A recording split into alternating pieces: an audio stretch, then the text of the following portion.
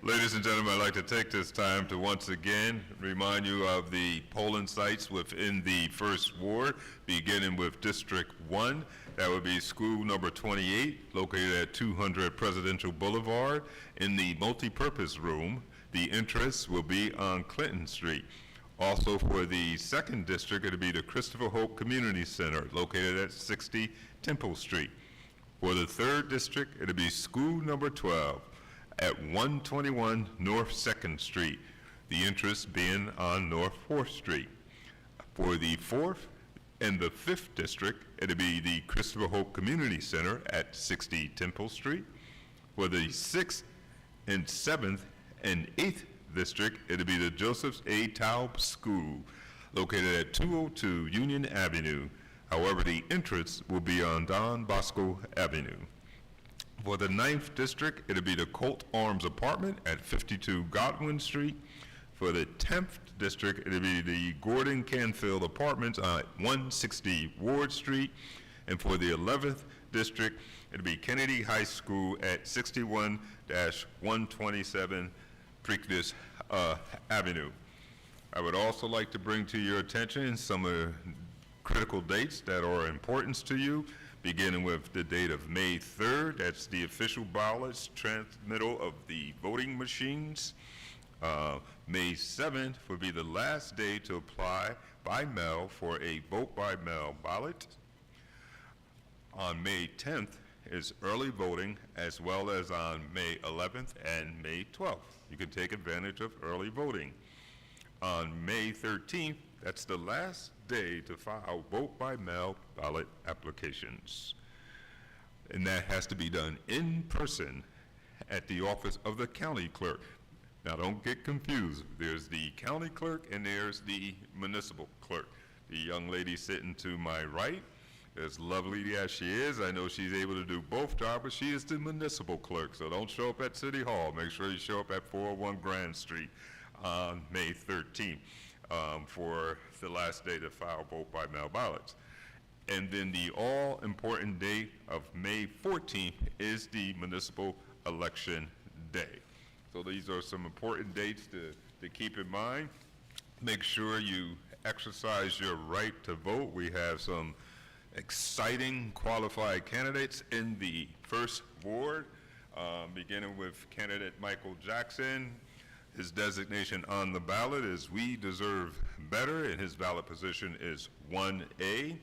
Unable to join us this afternoon is Muhan Hussein. Muhammad for All the People, that's his ballot designation, and he's at position 2A. We have Santana, Putting First Ward Residents First. Her ballot position is 3A. Also unable to join us this afternoon is Ramona Blizzard. Her designation on the ballot is Cleanup Time. Her ballot position is 4A. We also have joining us today is Rodney Addison, Progress Change. His ballot position is 5A. And also joining us today is Musle Udin, Moving First Ward Forward. His ballot position is 6A. I do apologize for the momentary lapse in time. It appears that there's a constituent issue that candidate Jackson, who still is the current councilman, is dealing with. But we want to make sure that you have the opportunity to hear a meaningful engagement between all the candidates. So again, we ask for your indulgence as candidate Jackson deals with that issue. But again, we want to make sure that each of the candidates not only have an opportunity to have a meaningful engagement, but that those of you who are viewing also have the opportunity to engage as well. And I see we're being joined back by candidate Jackson. It is our hopes, from what I can hear, was an issue that really needed to be dealt with. at the time, and so we're going to continue with the forum. And I believe, candidate, you had asked a similar question of each of the candidates. You had begun with candidate Addison, and I believe at this point in time is candidate Santana. I can re-ask the question if necessary. You want me to re-ask the question? Do you need it? Okay. Ms. Santana says that she's on top of her game and you don't need to re-ask the question, but she's ready for a response. Is that correct? Yes. All right, Thank please, candidate Santana. When it comes, and one more time, my name is Fania Santana, and I'm your candidate running in the first ward. I'm 3/8 in your ballot. Thank you for your question, Councilman Jackson. When it comes to your voting records, if I have to be specific, when it comes to recreation, your position when it comes to that has seems to be an opposite to a lot of recreation when it comes to park recreations and so forth.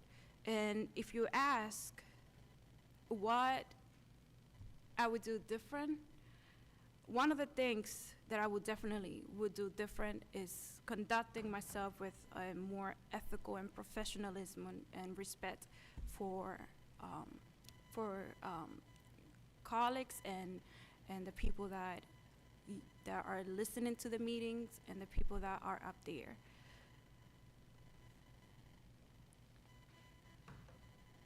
We have to take in considerations that it's not only the fact what you have approved, but what are you proposing to the resident of the first ward. In the last 8 years, we should be asking ourselves, what resolution or what projects have come to the council that has been proposed by your council person? What initiative your council person have taken to address your concerns? That's the question we should be asking here today too. Like I said before, we have to keep in mind that we need a council person that is present, that is visible, and that work diligent to address the issue of the residents. My name is Fania Santana, and I'm 3/8 in your ballot. Thank you, candidate Santana. I believe it's the same question for candidate Udin.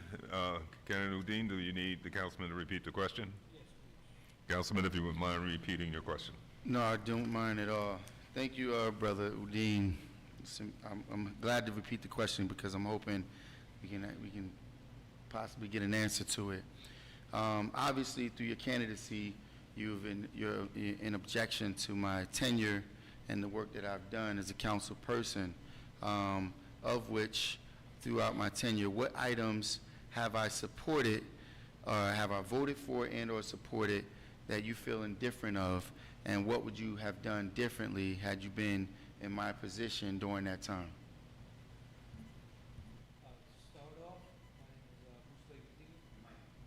To start off, my name is Musle Udin. I'm 6A on the ballot. Councilman Jackson, thank you for the question. One of the particular items that you have voted on is, yeah, you didn't vote for it, but you voted against it, was the Hinchcliffe Stadium. And I understand your concern because I had the similar concerns, especially when it came to, especially with the parking issue that we have due to the overcrowding. Hinchcliffe Stadium is something that I overlooked when I was a student at School 5. I heard many stories about how the Hinchcliffe Stadium, how the history behind it, how people use that within our community. I just heard stories. I wasn't there at the time, but I always used to overlook from the classrooms and look at Hinchcliffe Stadium and always wondered how would it be and how it would be. And when the administration decided to take the initiative to renovate Hinchcliffe Stadium, I was very excited about it, but I did have questions and concerns where when I was at City Hall, when they're voting on it, when I asked the administration at the time that if we have about 7,000 seating there, and then we also have a senior citizen home, and if we have about, I believe, 300 parkings, how would that help our community? It's going to be a traffic issue as well, and it just doesn't work for us because due to the parking issues we have and the overcrowding. So that was one of my concerns. And when it comes to what I would do different, not the voting aspect of it, but I would try to collaborate with the other elected officials and make sure that we ensure that we are able to get more parking before we came to a resolution to vote on the agenda. Thank you. Thank you, Candidate Udin. Candidate Jackson, you have an opportunity to ask additional questions of. Thank you, Councilman. So I would take that as you agreed with me, you would probably have done the same exact thing. Noted. First, let me take a moment to apologize to everyone, Madam Clerk, my fellow candidates, and to the public. Obviously, So Candidate Jackson, I'll ask that you do that during your closing remarks. closing remarks? Okay, very good. I wanted to make sure because the public's viewpoint may have been that I was derelict in my position, but very good. So, but going back to Brother Addison. So, Brother Rodney, you've touted recently in other forums that we've had the enormous success of your businesses, which I would like to personally congratulate you, especially even in today's opening. You talked about I thought it was 300, but you said 390 plus employees that you have that work under you, which is I'm extremely proud of. But just doing a little math and being in business myself and understanding the importance and the ramifications of certain things, today's minimum wage at $15, and if you had an average employee work a part-time job of 25 hours per week, that's about $375 per week, which I'm sure we all can acknowledge that that's not a sustainable income for a person to be able to take care of a family. But for a business that has over 300 employees, I won't do 390, I'll just do 300. If I multiply that by 300, that's $125,000 per week. By 52 weeks, that's $5.8 million a year. Considering the laws of business with the 30% factoring, that's approximately $17 million a year without the 10% differential. Now, understanding the mandate that the federal government has on workers' compensation and paying for every customer, and this question is just to speak to your fiscal responsibility, because the council's ultimate role is to be in a fiscal responsible agency to oversee the administration's spending. So in considering that, so with an approximate yearly income of over $17 million, and you being a transparent, forthcoming business owner, would you feel comfortable with disclosing to the public, you know, how much was your workman's compensation disbursement this year, and how did that impact the residents of the city of Paterson in doing so?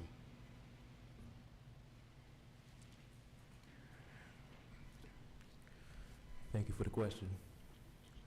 So, as stated, I run an organization known as Onyx Repository Foundation nonprofit, to which we work with economic development through technology, in which we developed our own ride-share app for the city of Paterson, to which I hired 390 drivers, all 1099 in their own right, throughout the state of New Jersey, to which the median income that my drivers are making are about $25 an hour for every ride they get, to which they keep 82% of the profit, where the other 18% goes back into my initiative, which we call our GAF, our Growth Accommodation Fund, where we turn into grants and low-interest loans to start other community-based businesses here in the city of Paterson. I don't know where you got your numbers from, but I do get the generalization of it, but it doesn't apply here because rideshare services is not obligated to offer workers' compensation in the state of New Jersey. And respects to what I do as a business owner, I'm creating businesses. I've created currently today 194 jobs, new incomes for Pattersonians who may not have had it beforehand and now have added on to what they already had, because we know that majority of Pattersonians have to go outside of Paterson to find employment. to which they have to travel, which parts of their income now goes towards traveling there and back. Now they have less income to bring back home to their family dynamic to improve on their household. Now they gotta go get a second job. I just offer them a means to do so here in the city of Paterson to compensate for the money they lost and their income going outside of Paterson, because the administration does a poor job in creating jobs for the grassroots level of our residents. Thank you. Thank you, candidate Addison. Thank you, Candidate Brother Jackson? Addison. I would Yeah. agree the administration has failed when it comes to job creation, but all entities are responsible for workmen's compensation, nonprofit and profit as well. Moving along, Ms. Santana, and respecting your remarks of being accessibility and understanding the concerns of the First Ward residents, and I think through general consensus, the majority of the residents are very unhappy with the current conditions of our community, with the overdevelopment, the lack of parking, et cetera. The community has been experiencing the effects of overstuffing, overcrowding, the lack of parking, overrun schools, and et cetera. Through your tenure as a commissioner on the planning board, your voting track record has not been that great. In fact, each and every large-scale project that has come across your desk for a vote, you have voted in the affirmative in support of. In fact, recently, when I visited the planning board, you was forced to recuse yourself because you took a donation from from the applicant. How can the residents trust in giving you a more important role as a city council member that your interests of the residents will actually be the residents' interests and not just you saying it's going to be their interest? Okay. Thank you so much, Councilman Jackson, for your question. One more time, my name is Santana, and I'm 38 in your ballot. First, let me clarify. And I had not been in the planning board for 10 years. I only served in the planning board for the last 6 years, and all my decisions in the planning board have been in compliance with the Chapter 483 that was adopted by the council in 2016. Second of all, you're talking about attending to planning board meeting, Councilman. In my 6 years serving in the council and in the planning board, excuse me, I never saw you attend not even a single meeting. And let me, resident of the First Ward, you should know that the council appoints one representative to the planning board. In the last 6 years, the councilman has not been one of those representatives. Now, I saw you for the first time in the planning board when I submitted my petition in January that speak a lot about his concerns with what has been approved in the planning board. When approving any project in the planning board, I take into considerations the concerns of my community. I take in considerations everything that has been highlighted by Chapter 483 that was one more time adopted by the council. And you like to speak, Councilman, without fact. First of all, I'm being there 6 years. Second of all, I recused myself from that meeting, not because I took money, and everybody that has questions about my transparency can check my ELA report, on contrary to other candidates that have not even reported a single ELA report that is mandated by law in the state of New Jersey. Thank you, candidate Santana. Candidate Jackson, you have the opportunity to ask a third question of candidate Santana, or you can move on to candidate Udin. Well, since candidate Santana, it sounded as if she was on the verge of answering that question, but she failed to do so. I'll remain with her and give her an opportunity to negate the fact that, one, if she did not take a contribution from that particular developer, then be clear and state that. But she said she was getting ready to say she recused herself but she didn't finish. But as we go into that question, you can answer whether or not you took a financial contribution from that applicant. And as you're doing so, I could not help but notice that as a young and inexperienced candidate, the financial contributions that you've received relative to running an election has been enormous. In fact, throughout the city, you have amassed probably more signs than all of the competitors combined. And it speaks volumes to the level of support that you receive from developers. So I'm curious,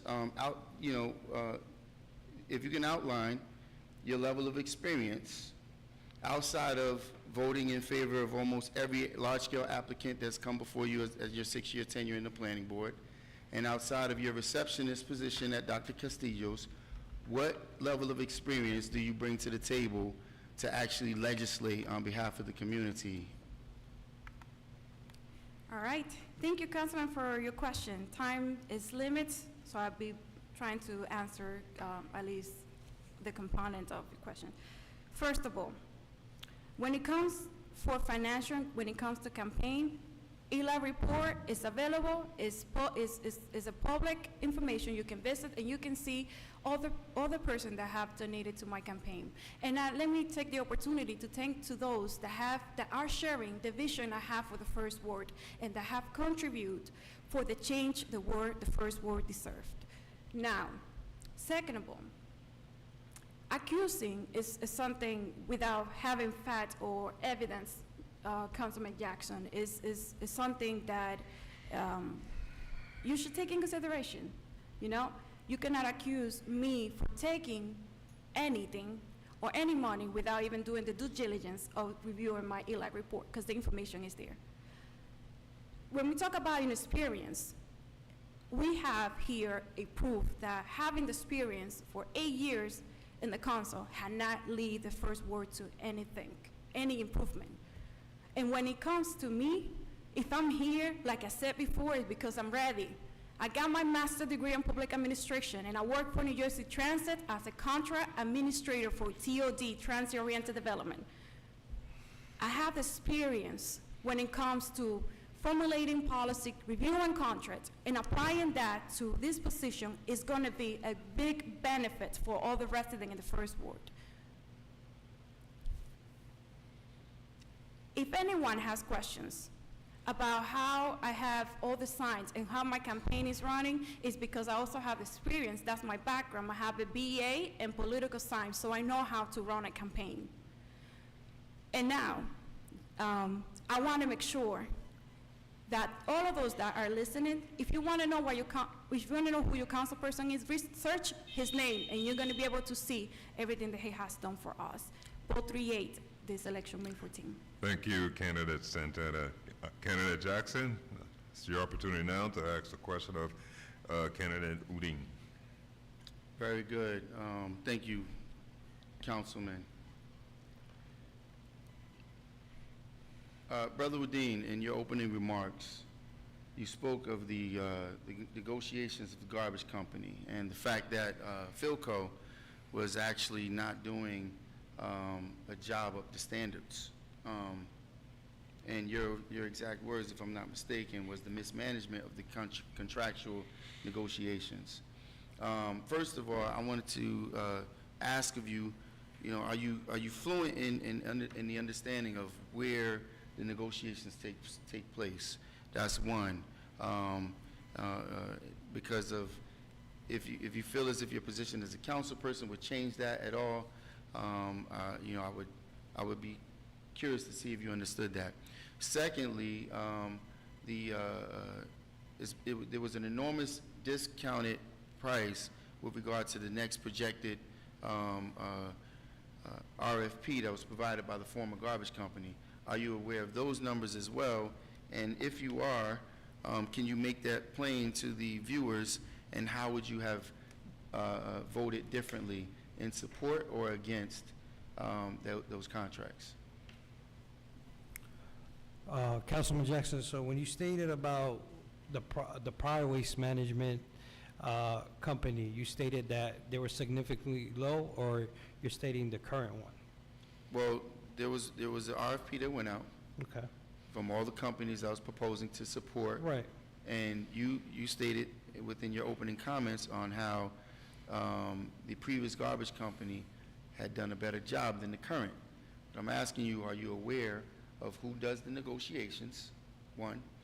And two, the results of those negotiations on which the council had to vote on, are you aware of the differential in the numbers that was presented, and how would you have handled it differently if you were in my position at that time to vote in favor of or against?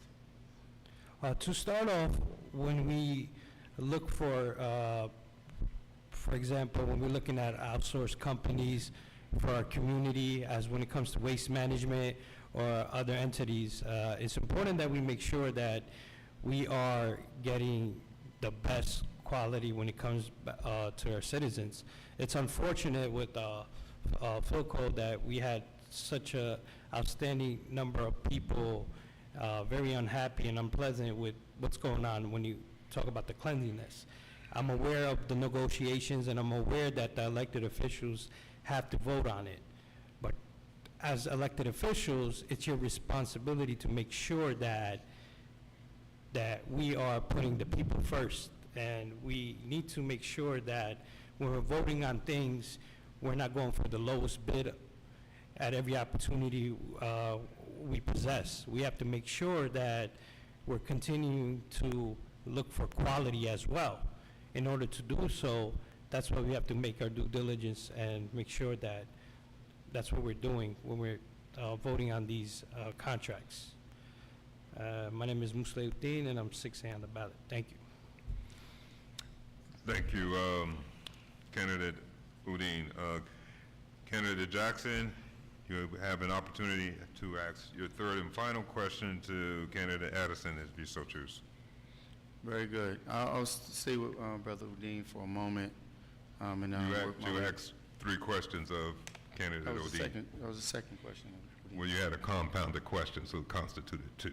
Okay, very good, very good. Well, what I'll do at this moment, although I do have an additional question for Brother Addison, and I apologize again to the public, I still have a resident of the First Ward who is being,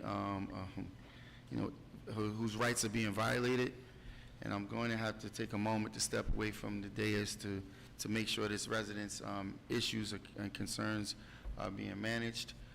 As I stated before, this person lost their mother on Friday, and their Paterson Police Department is there at their home now.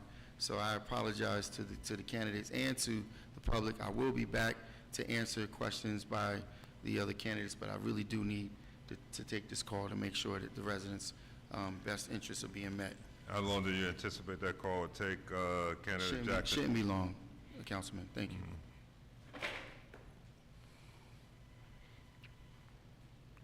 My meter's running, Councilman Jackson. I said my meter's running.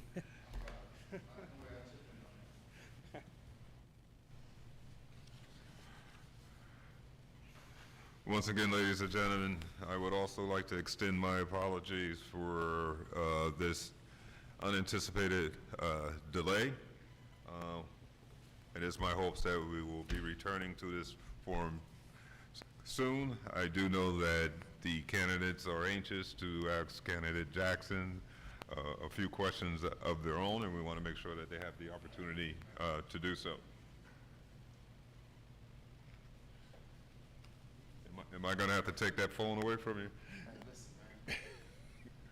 You don't have enough support team to do that. Have you concluded you no longer need to ask a question of candidate Addison? Yeah, go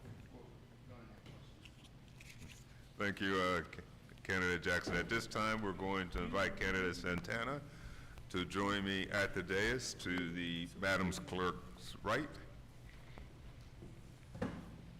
And she will then have an opportunity to ask her questions to candidate Addison, candidate Jackson, and candidate Udin.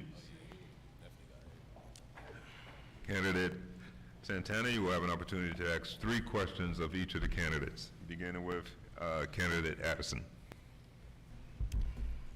Thank you. So I'm going to ask my three questions to two of the candidates.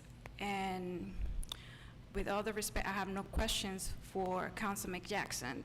And I think it's been clear the work that he has performed. And for those that want to know who's your council person is, I think they should Google his name and they will have more details. So with all respect, I just gonna address my questions to the new incumbent that running also for the first time. So Mr. Starting off, Addison? Oh, I thought we can start from here. Addison. Will you like to expand a little more on what challenges have you identified in the first ward that you feel that have been neglected and that need to be addressed? And the same question goes for Mr. Udin. That is a wonderful question. The first ward in its entirety, with respect to the north side more so than other areas, is that there has not been a plan for economic development, which trickles into neighborhood revitalization, job training, social justice programming, because unfortunately, once again, the city as a whole has either chosen to not work with the organizations, businesses that incumbent the first ward in respects to bringing up the economic level of the ward so that it can become thriving once again. The downtown area of the first ward alone has roughly 500 businesses, where a large margin of which are not even of Patersonians. So when they go home at nighttime, they take the equity with them back to their own communities, and that money is spent in value on their homes, their schools, and their roads. So what I would like to see is a lot more collaboration with the organizations, the businesses, the churches, the residents as a whole, to be the driving force in improving the economic value of the ward, which then will be able to put more value back into the ward as a whole. Thank you. Thank you. Candidate Santana, you can ask an additional question of candidate Addison, or you can move on to candidate Jackson and obviously return back to candidate Addison if you so choose. My the same question goes for Mr. Udin. Can you repeat the question? Of course. What challenges have you identified or you feel in the first ward that have been neglected and that have to be addressed? When we talking to the residents in the first ward or knocking on doors, obviously number one comes in is public safety, and number two behind is the issues that we have with our infrastructure. It's unfortunate that a lot of these roads are very damaged, and it needs a lot of attention, and people constantly complain about their infrastructures. Well, I try to do my due diligence. I try to get them the right people to make sure that whatever issues they're having when it comes to the infrastructures, that they're being dealt with. And when it comes to public safety, we have to ensure that the residents of the first ward are feeling safe. That's most important. And what I would like to do is I would want a substation in the first ward to ensure that we have a presence of public safety, where, because it's unfortunate, we also do have a gap between the police and the citizens, and we have to ensure that we're able to bridge that gap.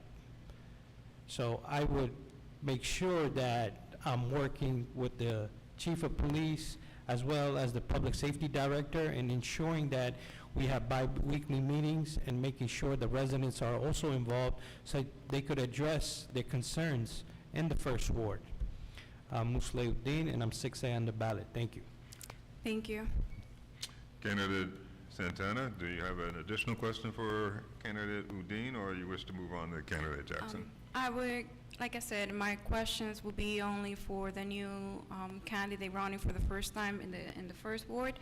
And my second question will be, knowing that collaboration in government is important to guarantee a success and quality of service for the residents. What or how will you ensure to the residents that you will collaborate to make sure the work that need to get done to improve the quality of life of the residents will be addressed? And Thank that you. question is directed at whom? My questions are directly to the new candidate, Ronnie and Mr. Udin. Candidate Addison? I thank you for that question. So my platform stands on community accountability and inclusivity, where it utilizes the diversity of the ward as its strength, to which it is the responsibility of the residents to create the necessary data, pull that data together to become the necessary legislation to then provide to their representative to then alter it to become the resolution, to become the actionable steps executed by the administration. So not only will I, and something I'm already doing now, continue in creating strategic partnerships with organizations, businesses, churches, etc., to utilize their influences and strengths within the ward and throughout the city to improve on the plight of the city and the ward specifically. I look forward to initiating some of the programs that you and I have talked about down the pipeline, regardless of who wins or loses. Thank you. Thank you. Candidate Udin? Yes, my name is Musle Udin. Once again, I'm 6A on the ballot. I believe that it's vital to make sure that we're cooperating and we're in collaboration as your first ward council candidate. And if I'm elected, I'll ensure that I work with other council members. We could have a difference in opinion, but we have to ensure that we're making sure that we're able to get the allocation we need within the first ward. I think that's very important. It's important that we're here, and I just want to say that, you know, the first ward, people overlook it, but it's unfortunate, but I'm very optimistic that going forward with all the candidates that we have in the first ward, that it will no longer be overlooked. And I want to make sure that even after the election, I'm able to work with these fine individuals that's here and all the council candidates and make sure that we continue to move the first ward forward. All right, thank you. Thank you, Candidate Udin. Candidate Santana, am I to understand you don't have a question for Candidate Jackson? No, sir. And actually, that will be my final question. I thank you, candidates, for kindly respond to those questions.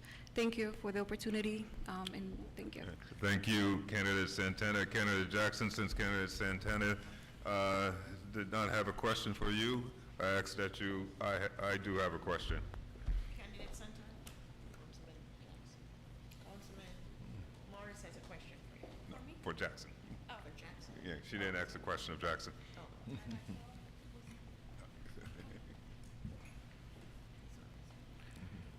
Candidate Jackson?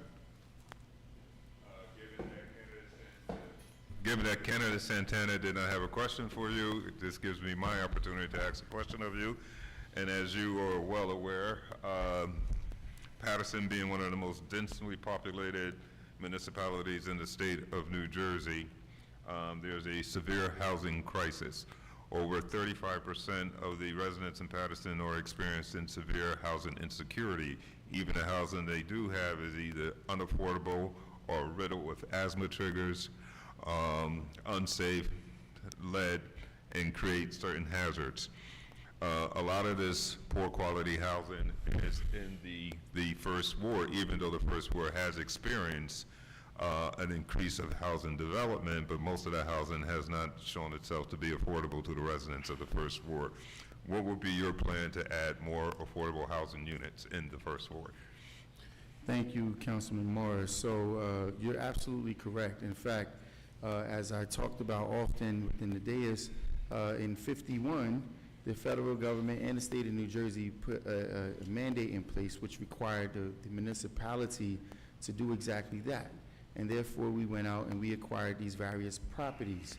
What has happened in the last 20 to 30 years has been a derelict of activity within the council and the administration and allowing the housing authority to negate its responsibilities in providing fair and affordable housing. As you understand, the inventory has been severely reduced when we discarded of certain facilities, and those facilities have never been replaced. And in fact, the housing authority has continued to be derelict in negating their responsibilities and handed over the responsibilities of management, collection, and oversight to third-party developers, which are continuously making a mint on our community. And they've also risen the bar when it comes to the market rate. So therefore, these developers who've come in and who have taken advantage of these appointees by the administration, and one of the candidates is absolutely correct, that I have never had the privilege of serving on the planning board as appointed by the council, because most of them know that the level of accountability that I'll bring to the table would not be the same. In fact, all of that seating chairman of the planning board has been sat by the supporters of my counterpart here. So what I would do is continue to raise the awareness of the community and holding accountable these various agencies, as well as the municipality and its responsibility in providing the affordability to our residents. Thank you, Candidate Jackson. At this time, I will invite Candidate Udin to please join me at the dais to the right of Madam Clerk, and he will have his opportunity to ask his questions of Candidate Addison, Candidate Jackson, and Candidate Santana.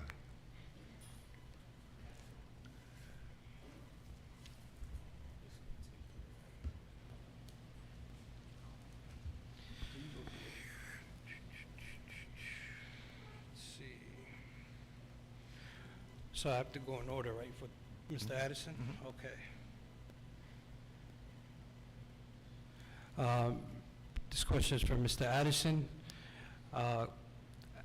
If you were to be elected, what are the first initiatives you would take to make sure that the community is able to benefit in the first ward?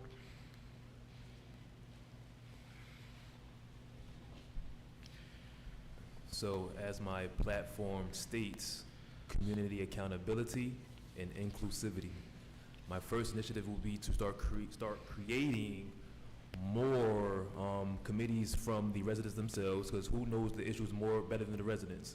We typically ask for a few individuals amongst the administration and the council to dictate policy over 170,000 residents. The residents see what's coming down the pipeline before the city does in terms of the everyday quality of life.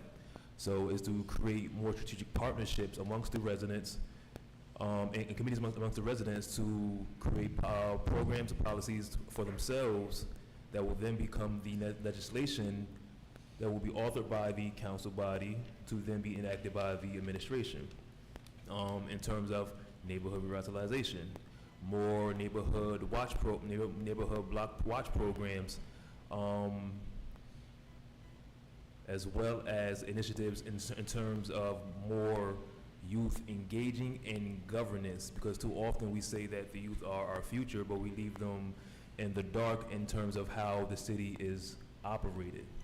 It would be more of a benefit that we start equipping our residents, especially the youth specifically, in the governing body of Paterson by creating a youth governing board, so that they understand by the time they become voters that their civic responsibilities don't just stop at a vote. It stops at advocating for more education so that we can increase the voter base, so that we don't end up with another 1,500 vote average within the ward or throughout the city. Thank you. Thank you, Mr. Addison. My next question is going to be for Councilman Jackson. Councilman Jackson, through your tenureship, I want you to tell me what have you done to improve the quality of life in the first ward, and also, if you don't mind, grading yourself as well, since you have 5 other candidates that think that, there's time for new leadership. Thank you, Brother Udin. So there's a number of different measures that I've taken that I think not only increase the quality of life of the First Ward, but the entire city. Obviously, the residency parking is something we talked about. There was the panhandling ordinance that I written and was approved, which prevented people from running up on family members' cars, specifically when your mother, grandmother, or someone like that may be placed in a vulnerable position. But more importantly, some time ago, when we had many infractions within the relations between the police department and the community, not only did I draft the legislation to bring the body cameras forward, but I toed the line in making sure that the former chief on his way out was able to completely fund them. And without that measure, we would have never at that time had those body cameras present. And obviously, it's been a huge result where we've seen officers that committed infractions that were, have been terminated, and it actually, created another level of trust as much as it possibly could for the community. Not only that, but I've been a stern advocate when it was the clerk's office that was being overran and refused to have a promotion. It was me that stood my ground for them on their behalf. And as I have advocated for many other employees, including police officers, who were unfortunately mistreated. Just the other day, many of you may have seen me go out and advocate on a business that was newly opened and had lines around the corner that was being unfairly treated by this administration. And I do so not in derelict of the law, but in making sure. Just now, I just got a call, and I want to thank the chief for taking care of it, because as these officers were going to derelictly remove this resident against the law and violate their rights, my advocacy gained them a stay. Thank you, Councilman Jackson. My next question is going to be for Fania Santana. I know you've been on the planning board for about 6 years, correct? What do you think is the advantage of, for example, for being on the planning board? Do you think you yourself being on the planning board is, what are you think in a positive way has impacted the city of Paterson, and especially in the First Ward? And what do you think, as a planning board member, what do you think that we could improve to ensure like we don't have overdevelopment? Thank you, Mr. Udin, for your question. My name is Fania Santana, and I'm 3-8 in your ballot. When it comes to the planning board, and your question goes specifically, what is an advantage of it? So I'm going to focus my answer on what is an advantage of redevelop. So when you bring redevelopment to a city, you are opening the door for jobs opportunity, and also you are opening the doors for rehabilitation and development in the city. So some of those benefits of having that is that now you're gonna see less abandoned property, less abandoned housing. However, I do believe that we have to be smart how we're gonna proceed when it comes to redevelopment in the city.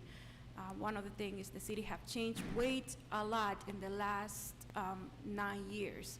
And taking in consideration revising what zones are to be the zoning when it comes to redevelopment, we should take in consideration going back and revising and making sure that whatever decision we make when it comes to redevelopment, we taking in consideration affordable housing, which is a really important complement of redevelopment. So that's one of the advantage of when you see redevelopment in a city. Thank you for your question, and I'm 3-8 in your ballot. Thank you. Ms. Santana.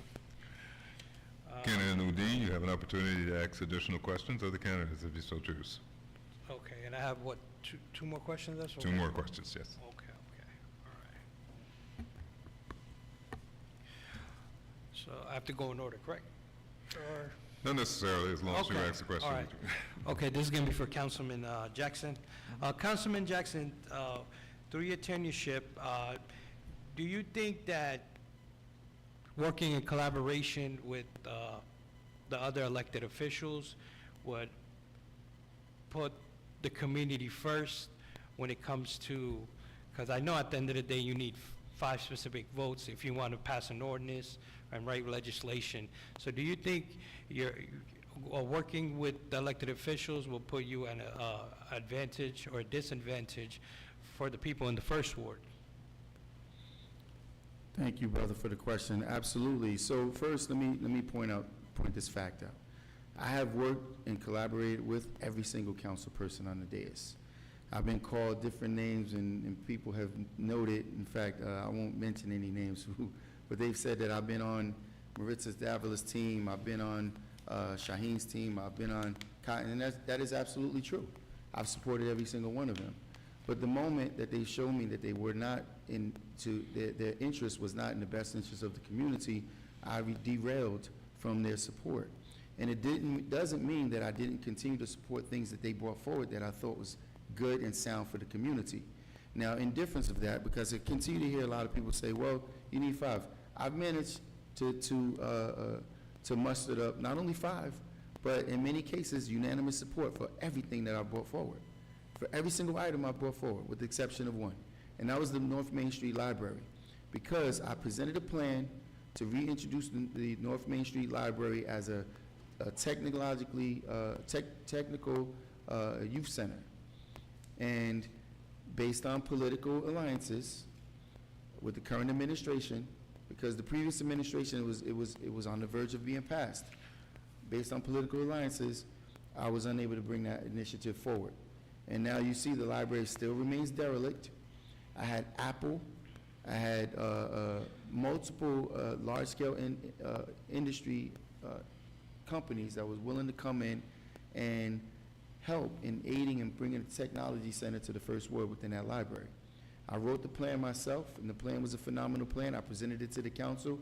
I had their support, but based on the political alliances, which I do not condone or support, I've never casted a vote based on political alliance, and nor would I ever. I've only voted on favor of the things that was that I felt was sound and good for the first ward. Thank you, Councilman Jackson. And I would like to say that I spoke about the North Main Library as well, and I was actually there for the meeting when multiple people came and they had their vision for it. Okay, my question will be for Ms. Santana.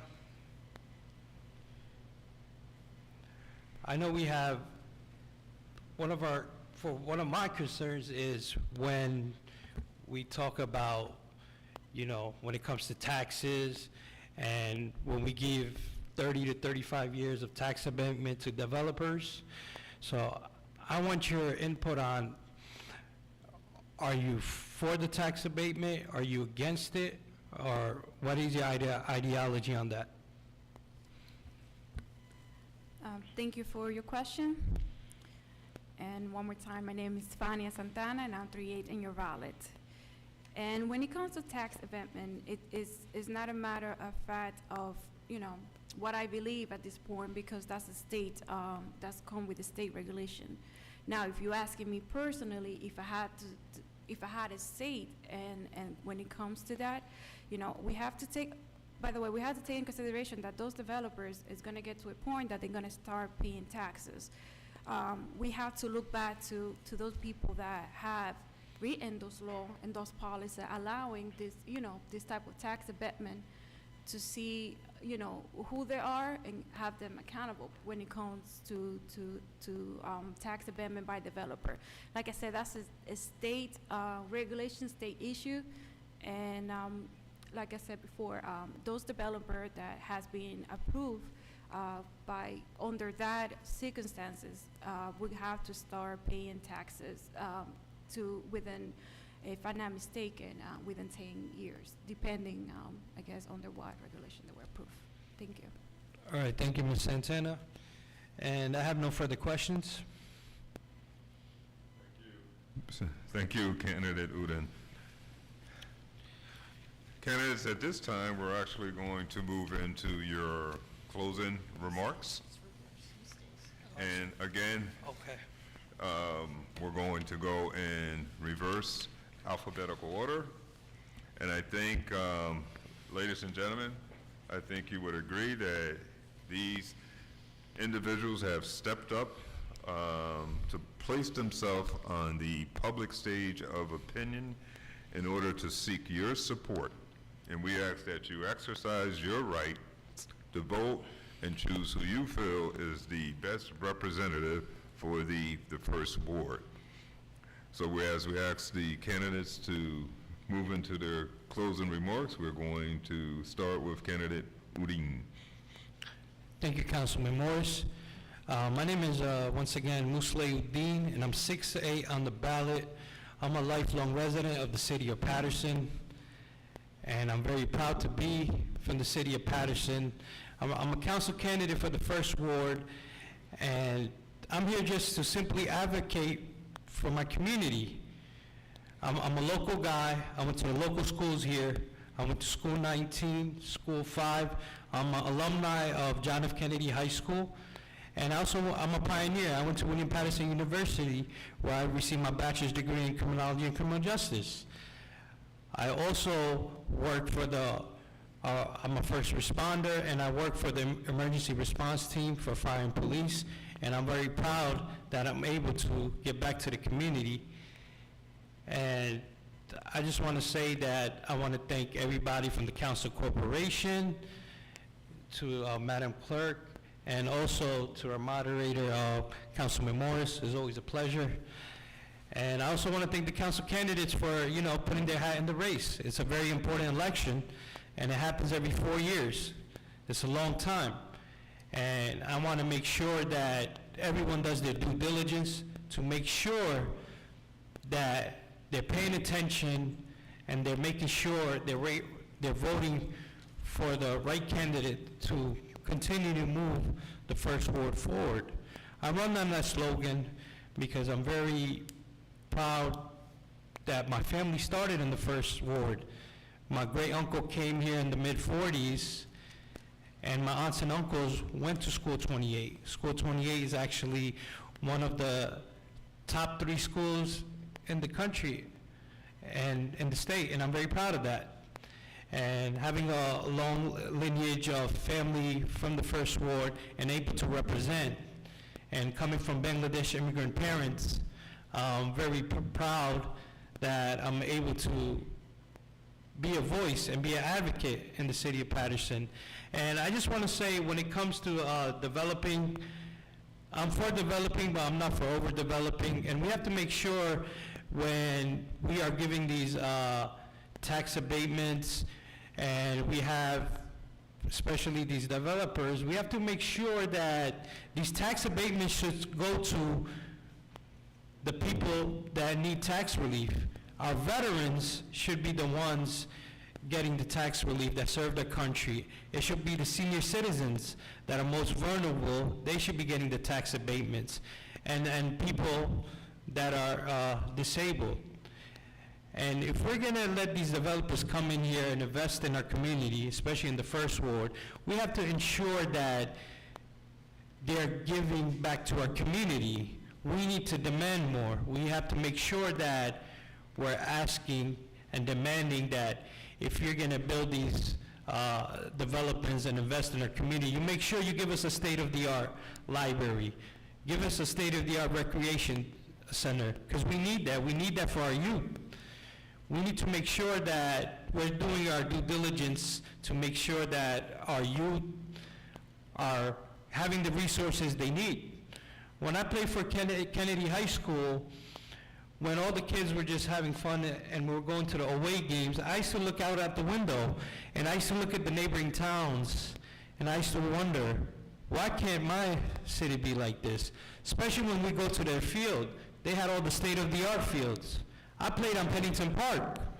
I didn't play on grass.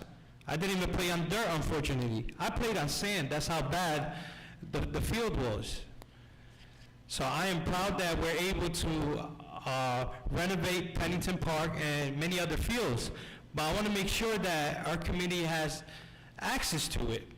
I want to make sure that our community gets the first hand, the taxpayers, the residents, our youth. Make sure they are the individuals that are able to have access to these fields.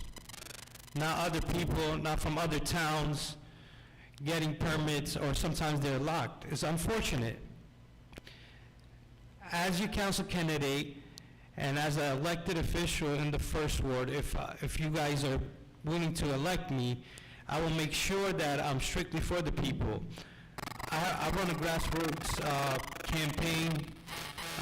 I'm an independent thinker, and when it comes to the city of Paterson, I wear like a heart on my sleeve. I really care about this community, because Paterson has been always the home I ever known.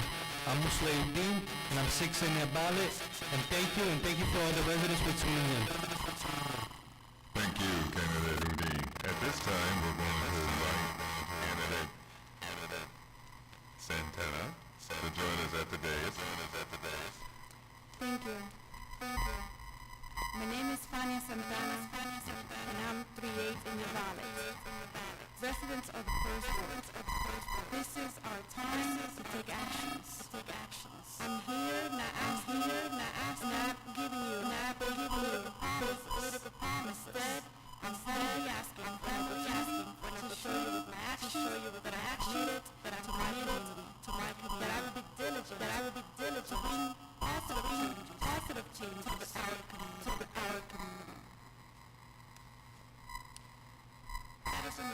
Addison is home. And home, we have to make sure that our home is clean, that our home is safe, and our home is affordable. And I cannot do this by myself. And whoever thinks in wrongful office to pretend that they can do anything by themselves is mistaken. The problem is that we need not only a council person that is highlighting the issues. We need a council person that's taking actions. We need a council person that is there when you call. We need a council person that we can call proud our leader. We need to have leadership that we can feel proud of. The issues affecting the first ward are issues that have to be addressed by collaboration. We have to make sure we promote transparency and accountability. Let's increase our social and economic stability, sustainability. Let's work together, residents of the first ward. This election is really important, and we have to make sure we come out to vote. With your support, we're going to work together. We want to bring community groups, community neighborhood watch to the city, to the first ward. And as I'm here today asking for support and knocking on your door asking for your vote, the same thing we're going to be doing after I get elected, May 14. We're going to go around the community and ask every resident to be part of this, because the solution is within us. This May 14, remember you also have early voting, the 10, the 11, and the 12. Tell your family, tell your friends to come out and vote, because this is the best tool to make sure we make our voices stronger. I'm a really hard-working woman. I'm someone who has been dedicated to keep improving, not only to leave a good example for my little siblings, but also because I want to make sure that tomorrow, when you call me your councilwoman, you can call me Councilwoman Billy proudly. I'm an independent thinker. I know how to make ethical decisions. I know how to make my own decisions. My only agenda is your business, residents of the first ward. That's the only agenda we're going to push for when with your support, I get elected. For those who have specific questions for me, please make sure to follow me on Instagram as Fania Santana, or you can call me at 862-414-5173. If you have any questions, I'll be more than happy to hear from you. I'll be happy to sit down for coffee and discuss how we together are going to make improvement in the first ward. Let's hold accountable to those that have to be held accountable. We cannot ignore the fact that we've been neglected for way too long, that we have been misrepresented in the first ward. This May 14, please come out and support. Vote 3-8. Vote for the change the first ward deserve. Vote for the change the first ward deserve. Because at the end of the day, just remember, together we definitely stronger.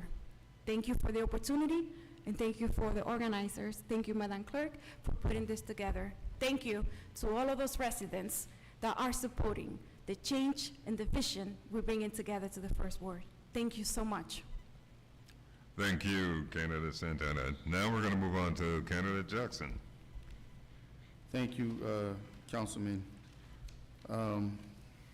Once again, I want to thank everyone involved, Madam Clerk, the public, my fellow candidates as well.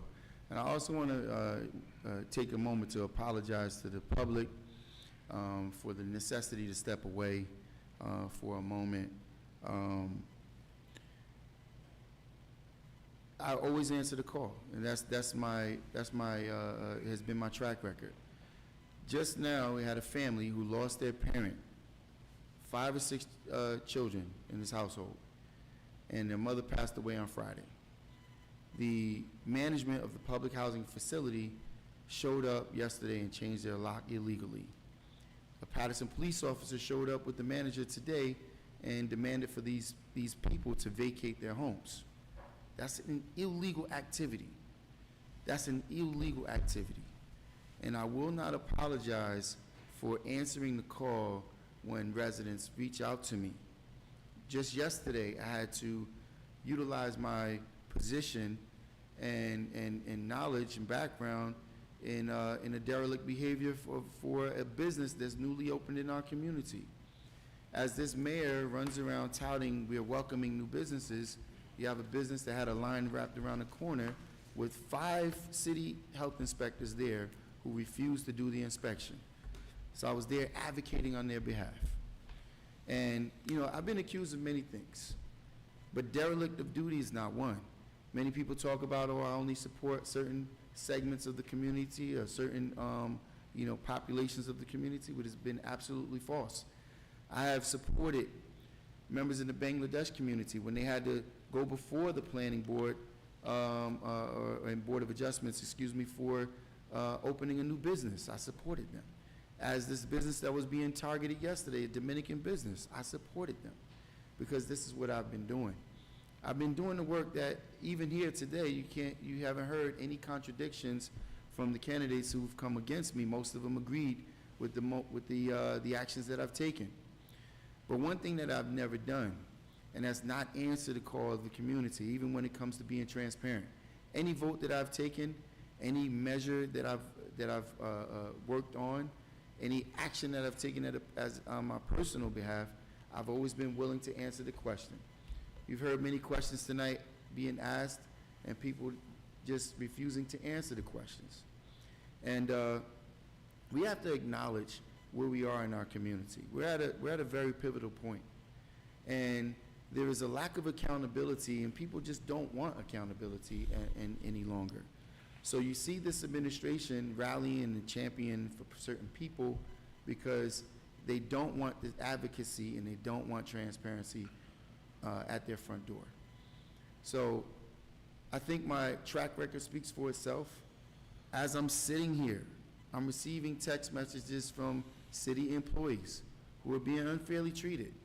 When a person makes a post on their personal social media page and the mayor shows up to your job and suspends them without any progressive discipline, this is the kind of derelict activity that our city is encountering. So I'm going to ask you, members of the public, when these instances land on your front door and it's you that's on the receiving end of this brutality, who will you have to call if I'm no longer here? Who will answer your call when you're being passed over for a promotion? Who will answer your call when you're being illegally evicted? Who will answer your call when a derelict landlord refuses to make repairs in your apartment. I have answered those calls every step of the way. And currently, I've invested my own personal money in the 6th Ward where there were projects that have been passed by the planning board that exceed the occupancy in our community, that don't have the measure of parking, that don't meet the needs of our community. And they're right. One voice is not enough. But changing the singular voice that's been standing in opposition of the corruption is not the right move. In fact, I think it's detrimental, or it bothers me that these candidates don't happen to live in other wards, because some of them sound as if they will be great allies on the council. But to remove a solid voice that has had the track record and tenure of myself would not be doing a service to our ward and to the city in general at large. So I'm asking all of you to come out and continue to support me, which I felt that support. I'm 1A on your ballot. I'm Councilman Mike Jackson, and I will return to be your advocate. Thank you all, and have a good night.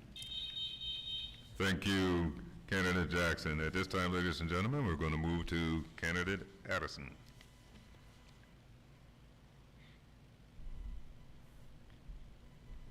Thank you all once again. I appreciate the opportunity to sit amongst these great individuals and their platforms. Paterson, lean into your phone screens real quick and listen well. Community accountability has been the key words utilized across the dais tonight. But majority of the inflictions that the city and individual communities may be facing is not the sole